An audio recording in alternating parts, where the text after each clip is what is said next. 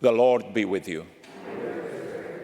A reading from the Holy Gospel according to Luke. At that time, so many people were crowding together that they were trampling one another underfoot. Jesus began to speak first to his disciples. Beware of the leaven that is the hypocrisy of the Pharisees.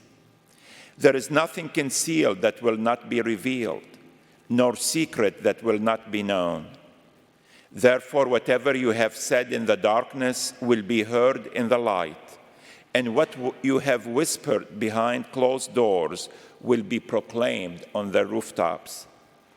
I tell you, my friends, do not be afraid of those who kill the body, but after that can do no more. I shall show you whom to fear. Be afraid of the one who, after killing, has the power to cast into Gehenna. Yes, I tell you, be afraid of that one. Are not 5 sparrows sold for 2 small coins? Yet not one of them has escaped the notice of God. Even the hairs of your head have all been counted. Do not be afraid. You are worth more than many sparrows.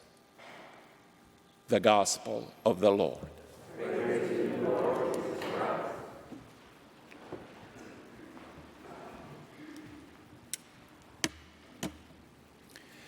For a few days, we've been reading for the first reading from the letter of Paul to the Romans.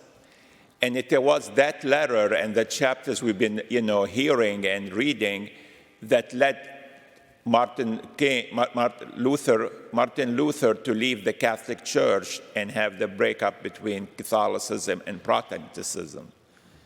Because the main difference theologically that they had is we're not saved by works, we're saved by faith. And they based it on St. Paul's example of Abraham. At the time of Abraham, there was no law, there was no 10 Commandments yet Abraham was called righteous by God because he obeyed God. That's what makes us people of faith. It's our belief that God is a loving God who cares about each one of us, as we heard in the gospel, and calls us to become his adopted children, daughters and sons. That gift is a gift from God. There's nothing we can do to earn to become God's adopted children. God gives that gift to all his children, Jews or Greek, everybody. No one is excluded from that gift. Now, our response to that gift is works. Our response to that gift is obedience to the will of the Father, just like Jesus was obedient to the will of God. And God always calls us to service. And that's where our works come in.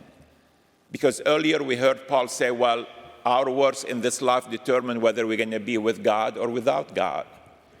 So are works important? They're not important.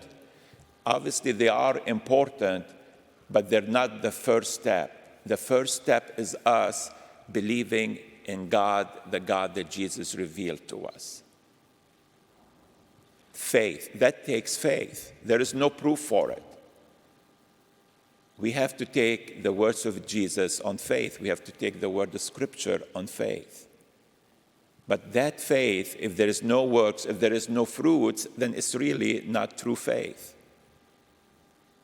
And that same, situation or conflict goes all the way back to the time of the Pharisees. And that's why Jesus was always having his confrontation with them. They were more focused on the works. But their works, following the law, did not lead them to love the God who is a compassionate, loving God, a forgiving God.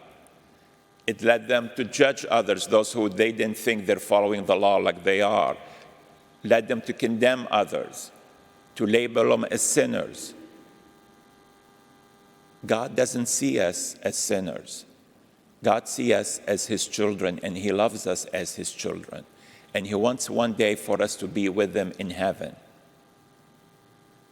How do we respond to that gift of faith? It is through our works. that are in obedience to the will of God the Father. It's not just about doing good works. It's about doing the will of the Father as Jesus did.